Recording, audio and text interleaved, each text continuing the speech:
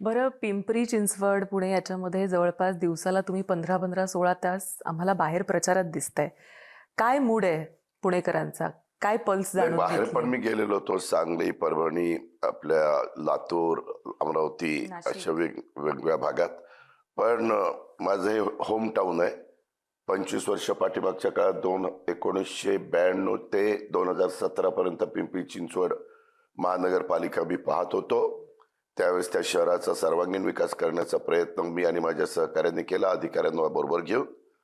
आणि त्याच्यामुळं नंतर ज्यांच्या ताब्यात पिंपरी चिंचवडची किंवा पुण्याची सूत्र गेलेली आहेत, तो त्या कारभार करत असताना भ्रष्टाचाराची अनेक प्रकरणं पुढे आलेली आहेत. बजेट पण तिकडचं 9,600 कोटीचं आहे, इकडचं 12,600 कोटीचं आहे. एवढं मोठं बजेट असताना देखील त्या बजेटचा उपयोग सर्वसामान्य माणसांना जे काही मदत व्हायला पाहिजे, उदाहरणार्थ दोन्ही शहरात टँकर माफिया मोठ्या प्रमाणावर आहे. तुम्ही जर विचारलं, नवीन एरिया जो वाढतोय तिथं टॉवर होत आहेत, त्या टॉवरमध्ये प्यायला पाणी आणण्याच्या करता टँकर लावावे लागतात आणि ह्यांचेच बगल बच्च्यांची लॉबी आहे.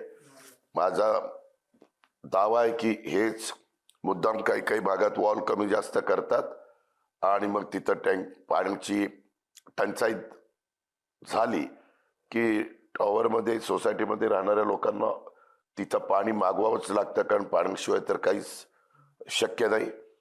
आम्ही ही पण माहिती घेतली की आपल्या पुण्याला 22 TMC पाणी पिण्याकरता वरसगाव, पानशेत, खडकवासला, टेमघरचं दिलं जातं. मानसी विचार केला पॉप्युलेशनचा तर 300 लिटर आहे. पण पुण्याचे अधिकारी म्हणतात की फ्लोटिंग पॉप्युलेशन जलसंपदा विभाग धरत नाही. पुण्याच्या जुन्या पाईपलाईन त्याच्यात लिकेजेस आहेत, उंच टाक्या करायला पाहिजे होत्या, त्या गतीनं केल्या गेल्या नाही. असे अनेक वेगवेगळ्या प्रकारचे प्रश्न आहेत. आणि पुण्यामध्ये कुठल्याही शहरामध्ये एखादी व्यक्ती राहत असताना त्यांना मी या ज्या 5-6 गोष्टीचा उल्लेख केलाय त्यांना समाधान मिळालं तर ते पुण्यात प्रदूषण कमी होण्याच्या दृष्टिकोनातनं पुण्याचा नंबर वर चाललेला आहे. त्याच्यावर आरोग्य पुणेकरांचं धोक्यात आलेलं आहे. आणि ह्या सगळ्या गोष्टी करता येतात, पण त्याच्याकरता पॉलिटिकल व्हील लागतं, राजकीय इच्छाशक्ती. ती दुर्दैवाने दोन्ही शहरामध्ये ज्यांच्या हातात कारभार स्थानिक होता, स्थानिक कारभार, त्यांनी ती दाखवली नाही आणि त्याची किंमत पुणेकरांना मोजावी लागली, पिंपरी चिंचवडकरांना मोजावी लागली.